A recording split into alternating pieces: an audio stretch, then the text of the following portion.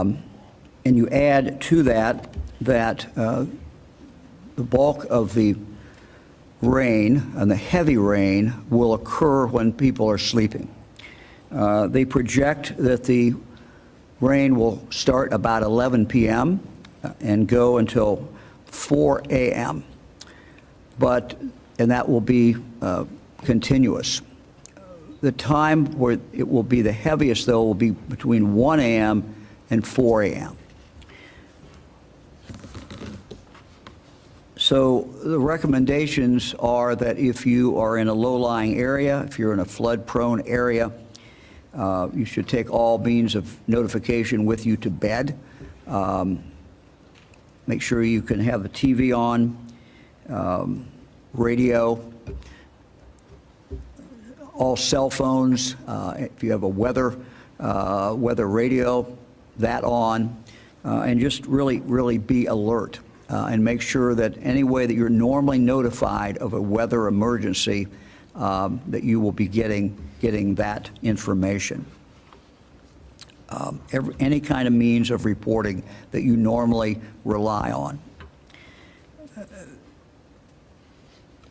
Again, our same recommendations if you happen to be out driving during any of this period of time. If you run into water, stop. It can be very dangerous. Stop, turn around, look for another way. Also, of course, any roads that are designated as closed, please do not go around that notification.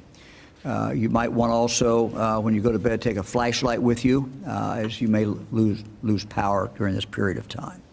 Again, the meteorologists have no way of completely predicting what will happen or where it will happen. But we have been following this all day, and the basic information has stayed pretty much the same all day. And so it reached a point where I felt it was important to emphasize to the people right along the border in those 4 counties that there is a dangerous situation that very well may develop tonight, and it may well develop while you are asleep. Yesterday, while I was in Perry County and talking to some of the victims, the people who had lost their homes, and a large number of people, it's estimated 375 people or so are out of their homes. Many of them will never be able to return to those homes. And I was able to talk to some of the individuals. And one man told me, I asked him, I said, how did you know that you had to get out? And how did you get out? And he said, I was sleeping. He said, I was dead asleep, and someone started banging on my door. And I went to my door, and it was the fire department, and they told me that I had to get out right away.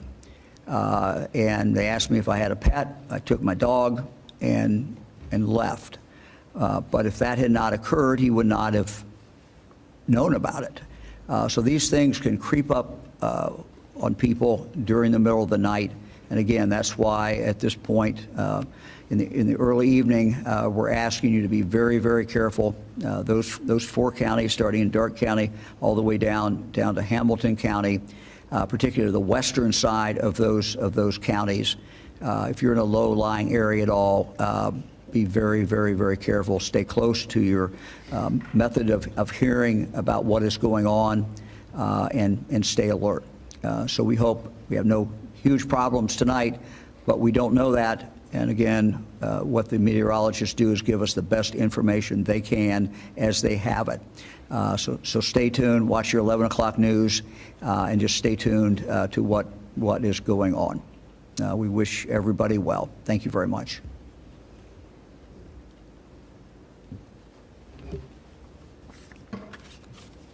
Okay. We have anybody questions? Governor, the radar at John Boy International is down. The FAA owns it. It's been down for several months. Were you aware of that, and what do you plan on doing about it? No, I was not aware of it, and I will be inquiring about it immediately. So, yeah, I was not aware of that. Anybody else? After we saw the damage and devastation in Perry County and Smith County, what steps are emergency personnel taking in the 4 counties you had mentioned on the western edge of the state to ensure that folks are I missed the last part, I'm sorry. After seeing the situation in Perry County, How are we going, how is that influencing how emergency personnel are going to be responding in the four counties you mentioned on the left? yeah, I mean, the reality is that the first people who will be there will be the local fire department, the local police.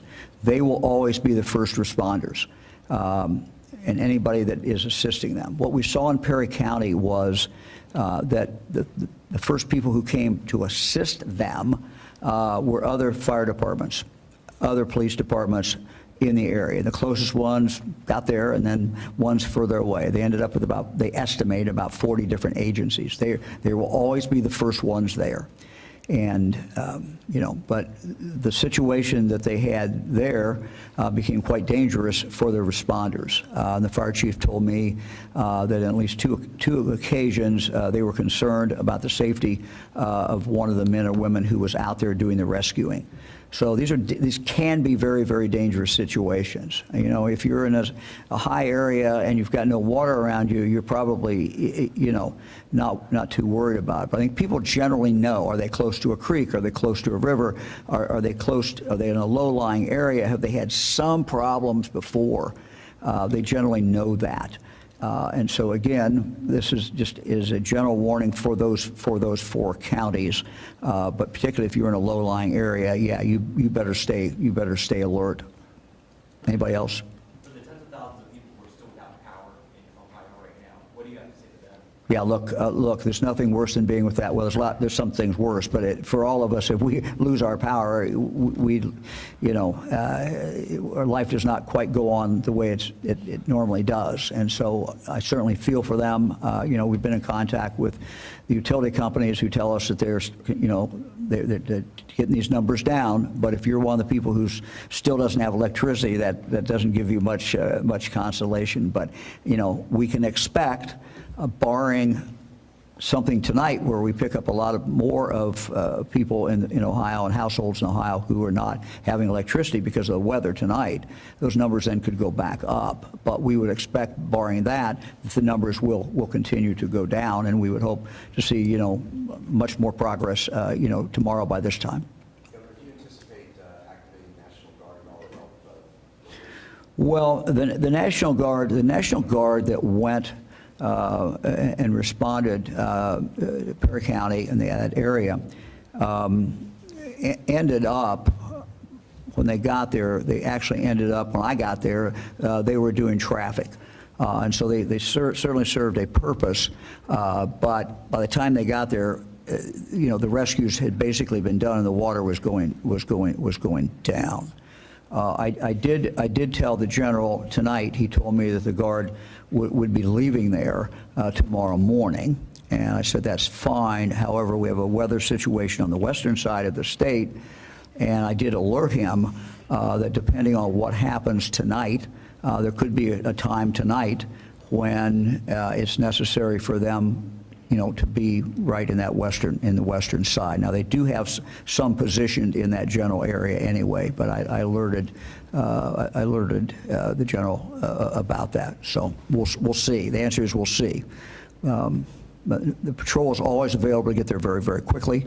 The Guard has to be basically called up from. They're not. These are private citizens, and they have to be activated and have to be, move in that direction. So, anybody else? In terms of disaster relief, is it safe to see anything at the federal level? Yeah. Funding to help in those most hard-hit counties? Yeah, we talked about that a little bit to the local officials yesterday, and some of the people who had lost their homes. They're being helped immediately by the Red Cross. Some of them will be able to go back in their homes. Many of them will not be. You also have the Southern Baptists who are in. We appreciate them being in as well. They have been involved in actually going into some homes and cleaning some homes, I know, in Franklin County. And that's one of the things that they do. They have people who come in and do those very specialized things that really need to be done. As far as federal assistance, we have to go through the federal process. And the federal process is that the first thing that happens, and it has started today, is each one of those counties affected has to start the assessment of their own damage within that county. And so they're literally going to individuals and talking to individuals. And we talked yesterday about the fact that, you know, if you have damage, you need to be contacting your county officials about that, because we have to hit a certain level in each county, and we also have to hit a certain level statewide. And that will be done, you know, relatively quickly by the local officials, but we have to first qualify. Then after we qualify, and we get those numbers, we send that in, of course, to the federal government. We hope then to get a decision back after that.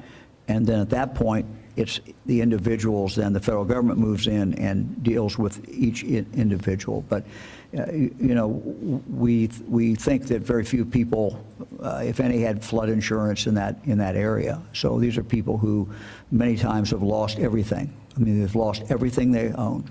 You know, we were talking yesterday, they lost everything. They came out with their animal, you know, their pet. One lady had a cat, one had a man had a dog that I talked to, and they got out. But man, everything else is back there. So it's a very, very difficult, very, very, very difficult situation for people who are going through that. And look, they were grateful to be in the shelter. They're grateful for people who have come forward with food, the restaurants and others who have provided food, but it's not home, and they're living in this big, you know, big building. So, you know, it's not ideal, but you know, they're certainly making do. But the next step will be for them to get into some permanent, or not permanent, but get into some housing that is more apartments or more actually suited to be housing for individuals.